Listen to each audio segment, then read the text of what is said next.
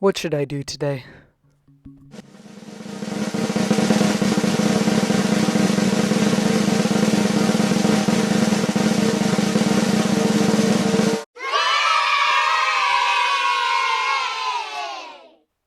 Huh. Okay, I'm down for that.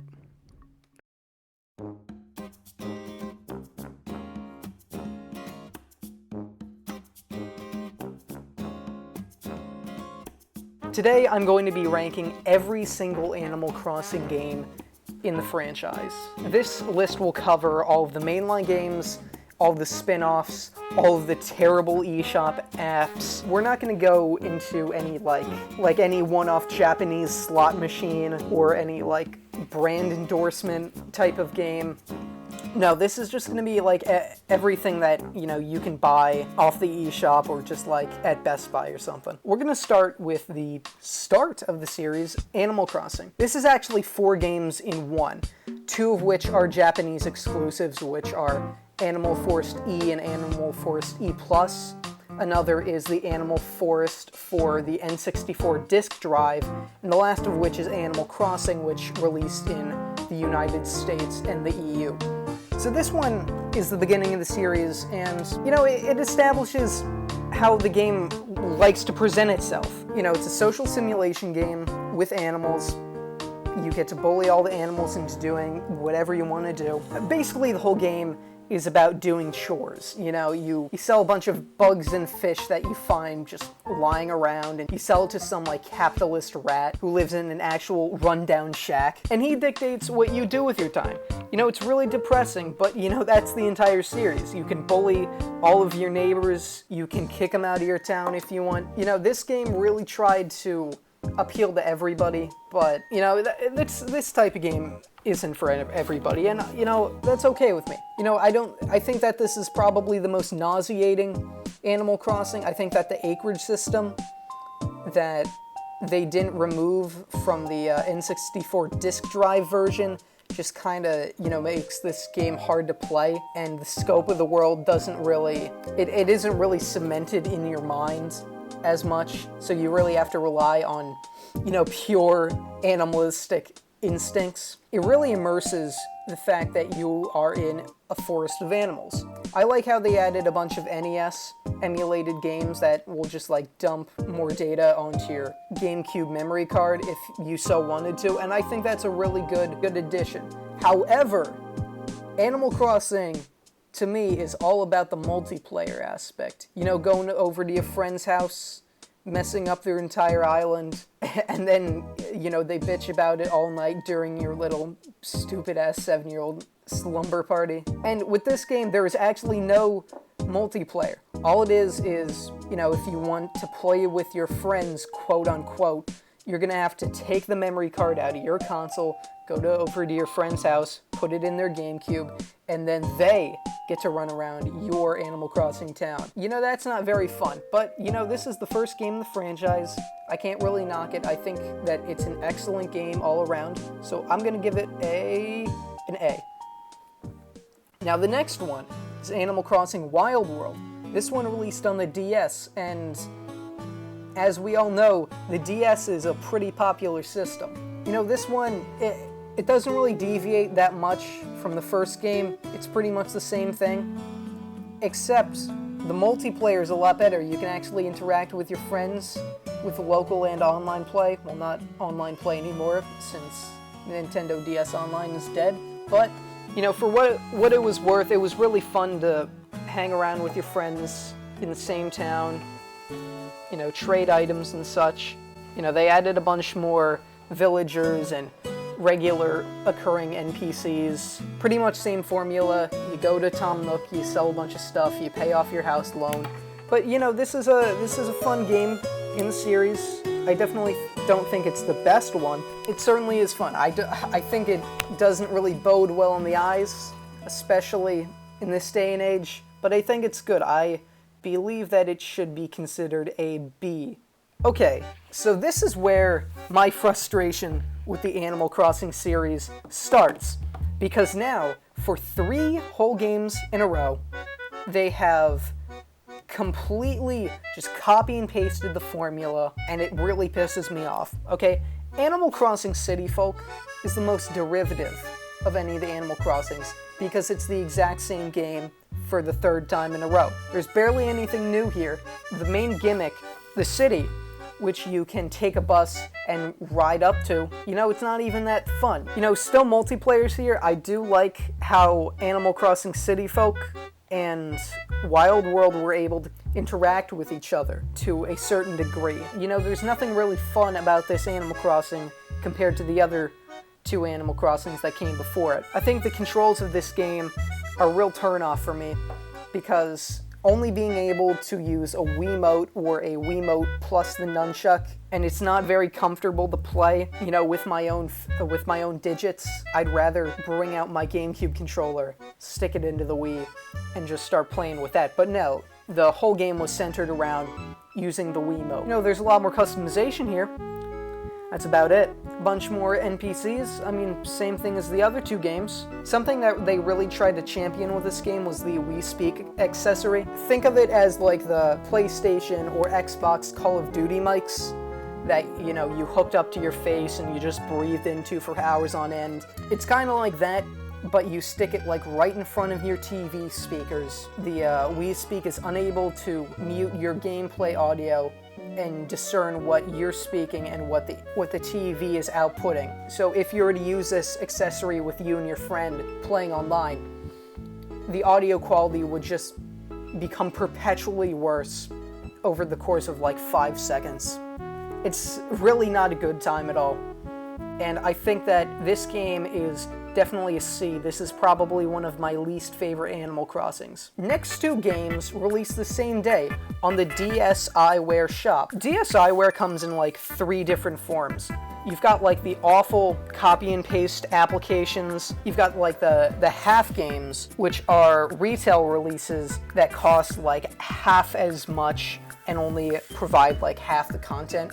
And then you've got like the really good games that are, full experiences for like $5, like the Cave Story port or Shantae's Risky's Revenge. These two Animal Crossing games fall into the first category, where they're just like reskinned like iPhone applications from like 2009. So the first of the two that I'm going to be covering is Animal Crossing Clock. It is not very good, compared to the other Nintendo Clock applications. This one is very bare bones, even by DSIWare standards. All you can do is change the clock from digital, or maybe even analog, or maybe even military time. You can look at the little Animal Crossing characters, dancing in the background, or you can like set an alarm for yourself. And that is about it. That's all it does. Still at that, I think it's better than City Folk ever was. The next one is Animal Crossing Calculator. This is one of the best Animal Crossing games. I'm already just gonna rank it. It's an S, okay? This one has metric conversions. I could use this instead of a TI-84, like on the SAT or any like standardized tests, and I think I would do very well, because they have some really cool conversions that you can just like mess around with. Like you can compare your age to like a dog or a cat's age. You can convert your weight from imperial to metric units.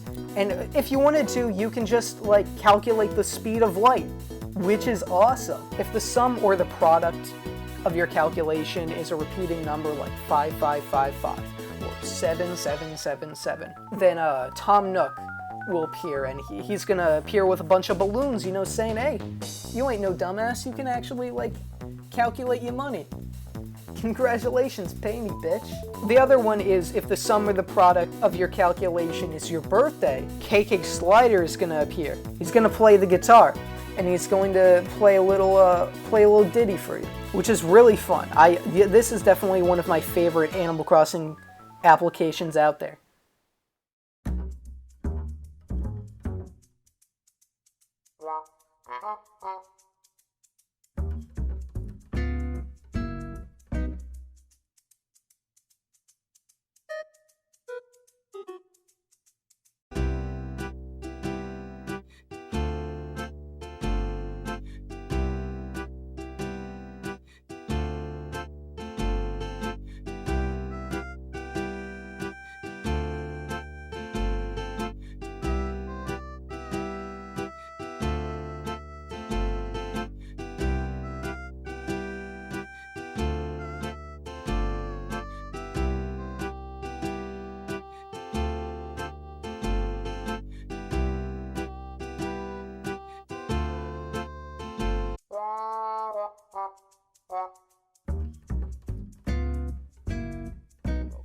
But the next Animal Crossing game is the best Animal Crossing game, Animal Crossing New Leaf. This one sought to reinvent the entire game from the ground up, okay? You are the mayor of the town. This is your life. This is your town. You can do whatever you want with it. There are just so many things you can do just right out of the box. There's no real reason to be bored of this game, and I have so many fond memories of this game. There are like a few videos out there of me playing Animal Crossing New Leaf. I can't find them though. They're somewhere. I've seen them in the past like 3 months. But I've sank like over 500 hours into this game as a kid. I think I played like almost every single day for about a year. Obsessed with this game. I would go over to my friend's house and we'd play, and I'd be able to have their house in like the little Happy Home Academy plaza, like the street pass notifications that like you just got someone's house that popped up. I just love this game so much. This is definitely an S.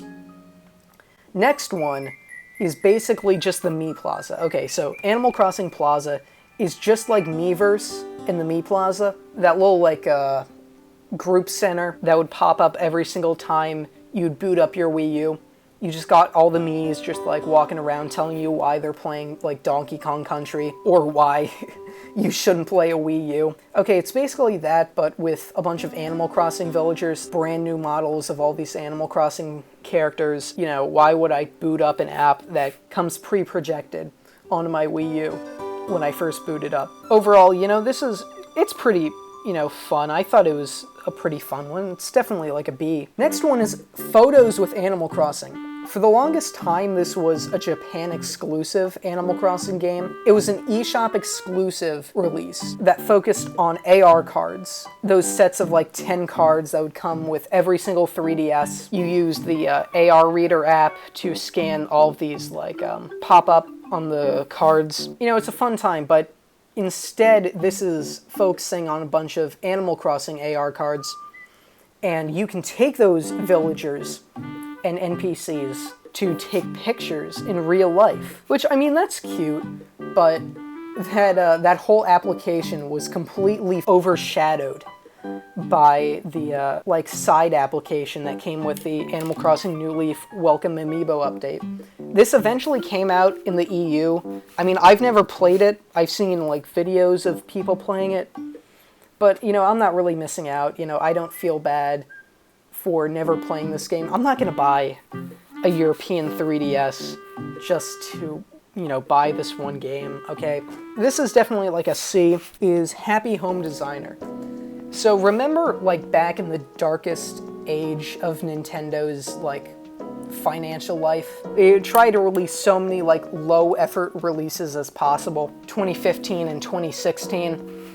Well, Animal Crossing Happy Home Designer was one of them. It was basically just, like, taking the Animal Crossing New Leaf engine and just recreating it into an Animal Crossing game where you only do one thing, which is designing homes. I mean, designing homes is pretty fun in an Animal Crossing game, but, you know, designing a whole, like, $40 AAA release around this, like, one mechanic that isn't even, like, one of the funnest parts of Animal Crossing is, you know, pretty boring. Market prices for this game quickly, like, went down the drain. Five Below picked up, like, all the Animal Crossing amiibo and all of the failed 3DS games like the Lego Legends of Chima game and like Yokai Watch for the 3DS. They also picked up this, and you just had the huge bins of Animal Crossing amiibos and the huge wall of Animal Crossing Happy Home Designer. I think that this game is bad, but I do think it's better than City Folk, so I'm gonna give it a B.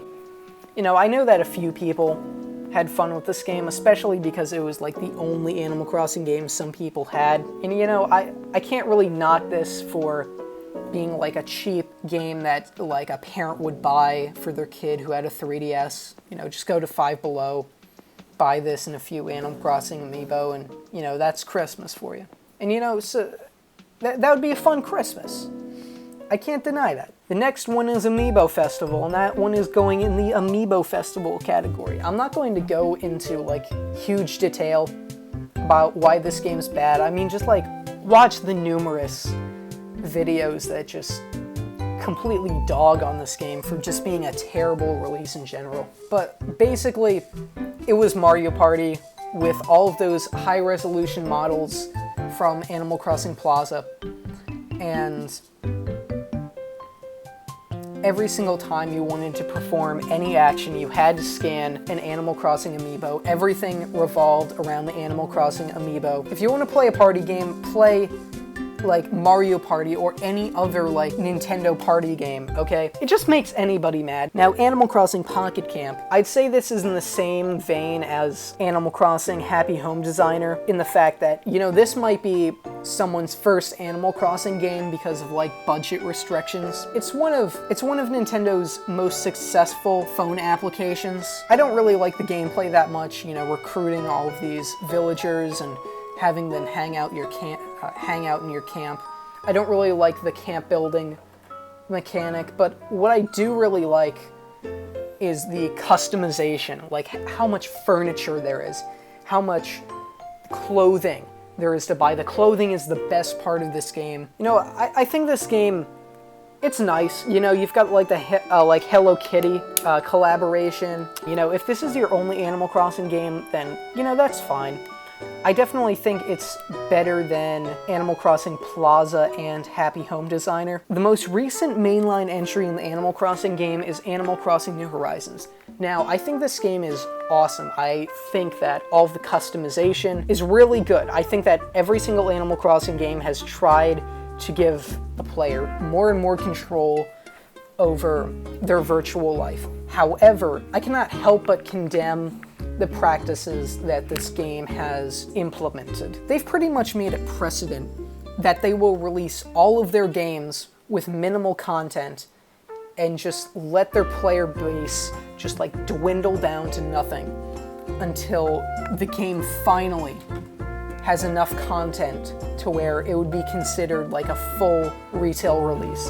Animal Crossing New Horizons, I got day one. I played every single day for about 3 months straight, and then I stopped because it just wasn't fun anymore. There wasn't anything to do. It took a year and a half to finally get substantial content. They just added it all in one 2.0 update, and they said, oh yeah, we are not going to add any more content after this that is free. This is the most successful Animal Crossing game financially to date, but it is definitely not my favorite. I think it is, I like it very much. This is actually the only game that I've pre-ordered from GameStop to where they've actually given me the pre-order bonus, like the two-sided Animal Crossing poster. I had fun with this game. I thought it was pretty good. You know, I think it is an A, a solid A. I like how I can put as much furniture as I want outside.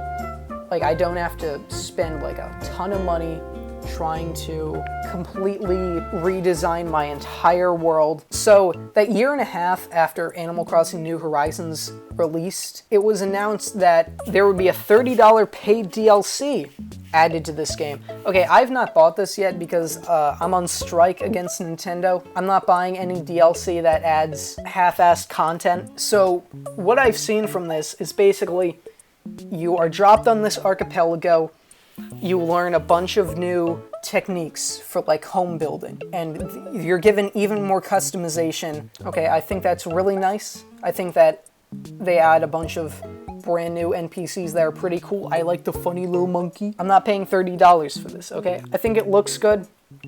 I'm not playing it though, but I think that it's better that it's a DLC rather than a full game. No, I'd say it's better than Happy Home Designer and probably Plaza. It's probably just on the cusp of beating Pocket Camp. All in all, I like a $2 calculator application more than all of the games in the series. Okay, bye.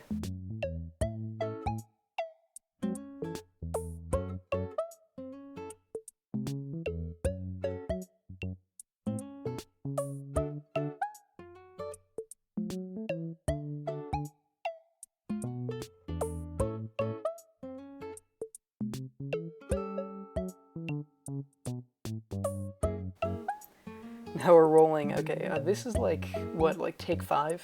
Okay.